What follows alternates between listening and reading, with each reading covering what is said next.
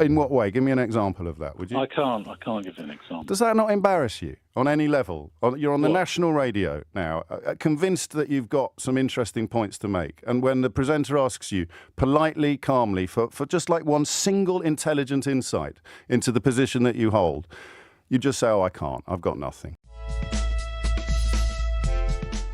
All right, in this video, you're about to witness a textbook case of modern politics in action.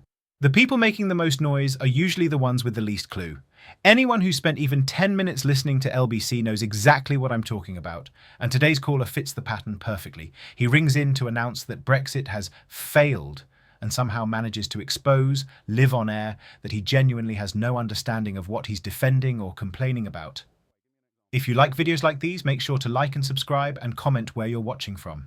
It's absolutely free and helps me make more videos. Okay, now back to the clip. Richard is in Kenton in Middlesex. Richard, what would you like to say? Good morning, James. Hello, mate. First time I've spoken to you. I've seen you quite a bit on YouTube. Welcome. And fascinated with your comments. I was in favour of Brexit. I voted for Brexit, but it hasn't worked. The previous government, it didn't work, and this government, it hasn't worked because the politicians are, in a word, hopeless, all of them. What would you have done? That's why the Reform Party is going to get a lot of votes in what would you have done? What would I have done? Yeah. Well, I'm not a politician. That's not my expertise. No, but if you don't have a view on that... I would certainly have sealed the borders up. Sealed the borders up? Yes. Okay.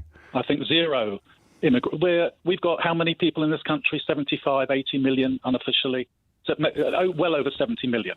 Unofficially? When I was growing up, there was 50 million. Right. How can this small area, this tiny country, accommodate 20 million more people? Yeah. It's crazy. It cannot work. And also from overpopulation, you can't get a doctor's appointment. You can't park your car. Well, that's largely large. Well, I'm in London. I came in on a bus this morning. You're in Kenton. I go on buses. I'm a senior citizen. You're in Kenton. So your theory is we just need to do all of the same things again, but harder. The same things meaning what? Trusting Nigel Farage, most obviously. Well, give him a try. Yeah, because the last promises he made have gone so well, haven't they? I wouldn't know what they were exactly. Well, he told you Brexit was going to do loads of magical things, and it's done precisely none of them. And some of us explained why it would be impossible to deliver all of the things that he promised, and we've been proved right. But you still trust him? I don't trust him. Yes, you do.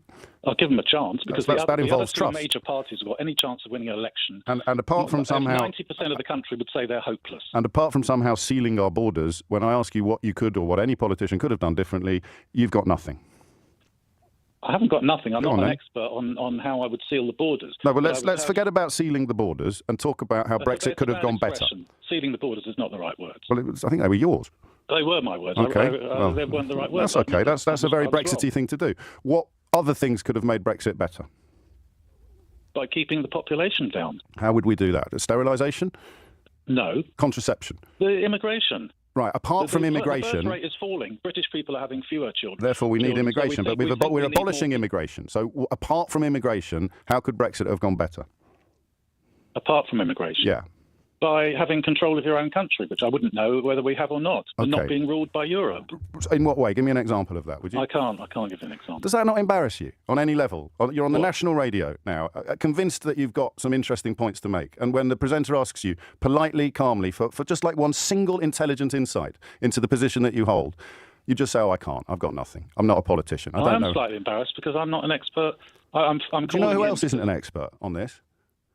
You. No, I am. Ask me anything.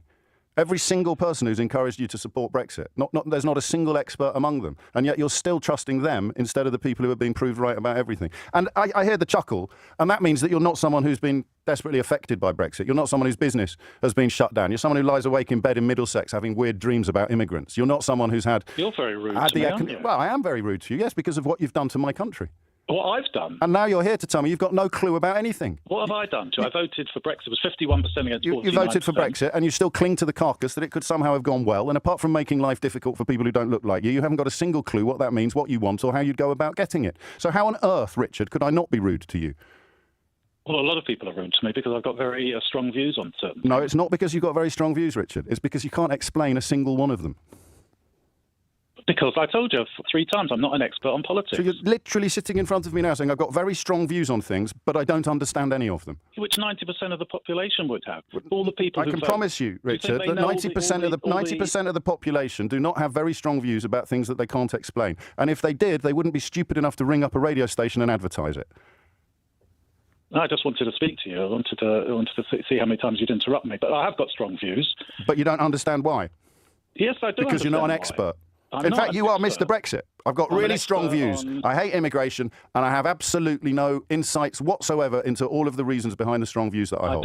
I don't hate immigration. If we had a population of 50 million, I would encourage immigration. But you have to.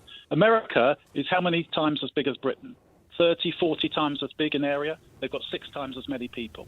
They've got 300 and something million. It's 10:45. All right, let's quickly recap what we've just witnessed. Richard calls in, proudly announces he voted for Brexit, openly admits it hasn't worked, and then instantly absolves the project itself of any blame. Instead, he pins everything on useless politicians. It's the classic reform-style defence. The grand idea was flawless. It was reality that let everyone down. But the moment James asks him for even one concrete example of what should have been done differently, Richard's grand solution collapses into the same recycled slogan that launched this entire political circus. Seal the borders. No detail, no strategy, no understanding. Just microwaved catchphrases served as if they're policy. You hear this playbook everywhere now, from Reform UK and their growing chorus echoing through British politics. And then comes the moment that completely shatters the illusion. Asked to name a single example of how Britain was supposedly ruled by Europe, the central claim of the entire Leave movement, Richard admits, live on air. I can't give you an example. This is the blueprint of a certain modern political mindset, conviction strong enough to reshape the country, supported by a knowledge base so empty it collapses under the weight of a single basic question. And that's the real story here. Richard isn't just one confused caller, he's the poster child for a whole style of engagement, politics built on loud opinions, zero homework, and a total allergy to detail. We see it everywhere. Reform supporters shouting, "Take our country back," yet unable to name even one law they want changed. Right-wing councillors raging about globalist plots without being able to explain what the plot actually is. This isn't a bug in the system, it is the system. The strategy is simple. First, invent a vague, menacing villain. The EU, migrants, whoever fits the narrative. It doesn't have to be real. It only has to feel threatening. Second, pump people full of grievance. Richard feels overcrowded, out of control, left behind, emotions with no policy foundation behind them. And third, reject every request for evidence. Deflect with, "I'm not an expert, I'm not a politician." Not as humility, but as a shield. The claim that feelings are more valid than facts. It's the same formula that turned ignorance into a political identity in the Trump era. So when James calmly asks for one example, he isn't asking for trivia. He's pressing on the hollow centre of Richard's worldview. And because that worldview has no factual skeleton to support it, the entire structure collapses into that devastating moment of silence. I can't give you an example. That's not just an answer. It's the sound of an ideology with nothing at its core. And then we get the final twist. He admits he only called to see how many times he'd be interrupted. It was never a real conversation. It wasn't about ideas. It was a performance, an attempt to play the silenced truth-teller fighting the media elite. Instead, he ended up playing the emperor with no clothes, exposing the intellectual emptiness of the entire movement he was trying to defend. What do you think? Share your thoughts in the comments. And if you want more breakdowns like this, hit like, subscribe, and tap the bell so you never miss a video. Thanks for watching.